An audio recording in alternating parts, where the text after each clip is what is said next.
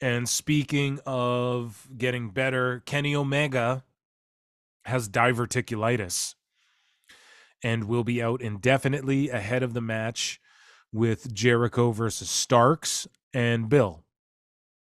They called the move. Oh, yeah. So I wrote in my notes here. So Kenny has diverticulitis. So for those of you who don't know, Brock Lesnar had diverticulitis, particularly when he was in the UFC. And he got like, what was it, 6 inches or 12 inches of his colon removed. And once he got that surgery, Brock said he felt like he was in his 20s again. And he was fighting in the UFC and for years competing with that shit and didn't realize what it was doing to him, his gut health, and the pain he was in, and just, whatever. It helped him. He had to get a bunch of his colon removed, but it fucking helped him in the long run. So Kenny found out. So he looked like shit in his promo on Dynamite, and people were clowning him like that was a shitty promo, and it fucking was. And he didn't look well whatsoever, and he looked bloated and shit. And him and Jericho, I guess, they're getting ready. They're still trying to sell this match, but Omega went to the hospital after, and he got diagnosed with diverticulitis. Now, dude, I'm praying for Omega. I hope he's doing better. Again, just people working themselves sick and into brutal injury in AEW. So, and it's just, who knows, fucking stress. Like, Kenny just should go to WWE, dude. Better quality of life, healthier locker room, better creative. He'll make good money. He'll become a household name if he's not already, because he still gets pops, man. Fucking Kenny's the man.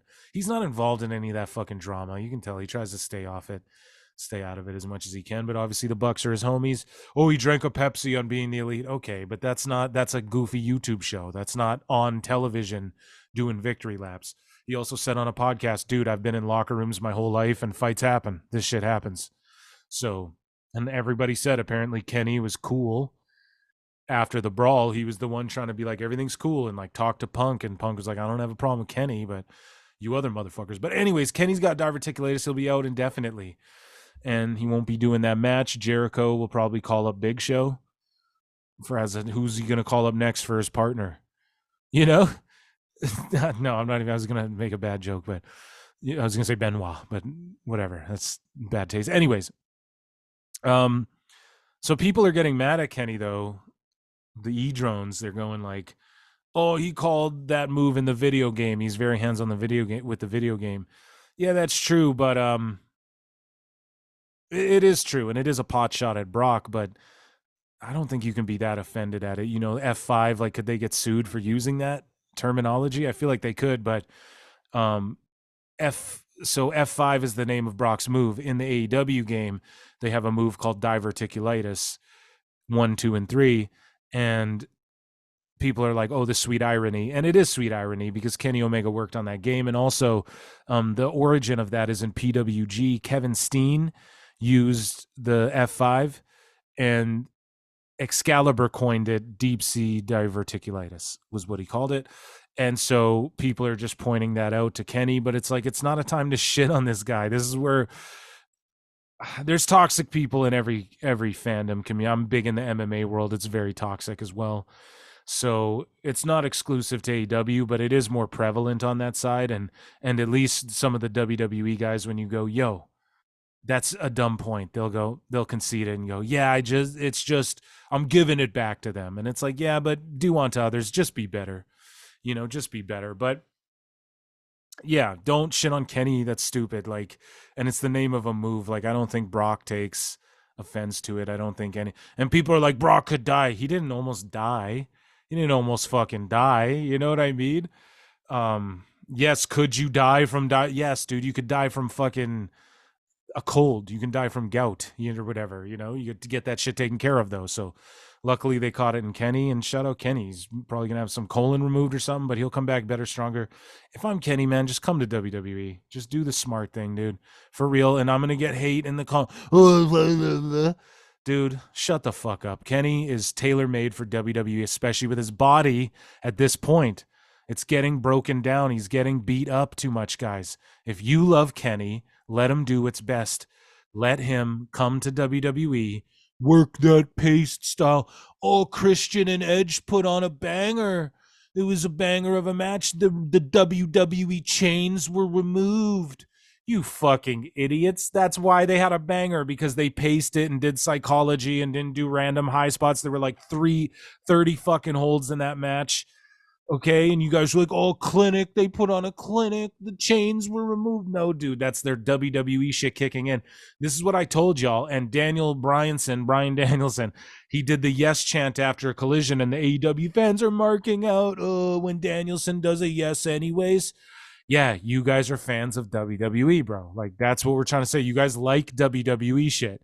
You just want to see, this is why AEW's failing too, and you don't feel satisfied. That's why you have to go and cope so much online, right? It's because you don't feel satisfied, because an alternative to WWE doesn't mean just hardcore blood spots and bullshit that's on indies, and that's why the indies have remained the indies and haven't blown up.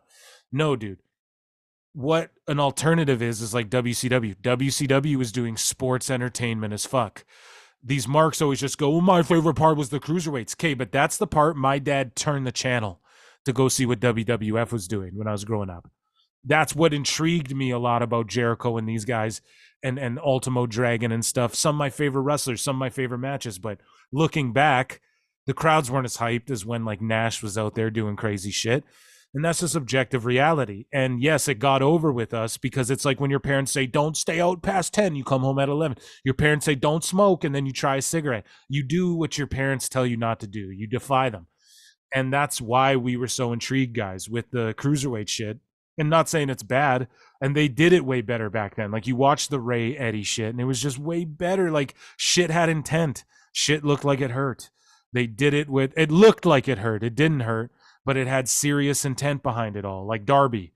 That's why I love Darby, because imagine if there was a cruiserweight division and it was just Darby going crazy with that belt against Vikingo and all these guys. They fucked it by going, no, this can be all over. Like, this can be just all over the card and do cruiserweight shit to Big Show and Hobbs and fucking Wardlow. Like, get the fuck out of here, you know? Marco Stunt versus Lance Archer. Like, if you guys remember that shit, you know? So, anyways, this rant and raving I'm doing, you guys love WWE shit. Danielson does the yes chant. You're all the same people who will go, oh, Fed drone marks. I've said it a million times. MJF stole the Bret Hart promo. He stole the beer truck, or he stole steal the ambulance and come back to the arena. Jericho stole the beer truck thing. Jericho cosplayed Sammy Guevara as fucking Jericho and Sammy Guevara cosplayed as HBK and Jericho at fucking WrestleMania and redid that spot.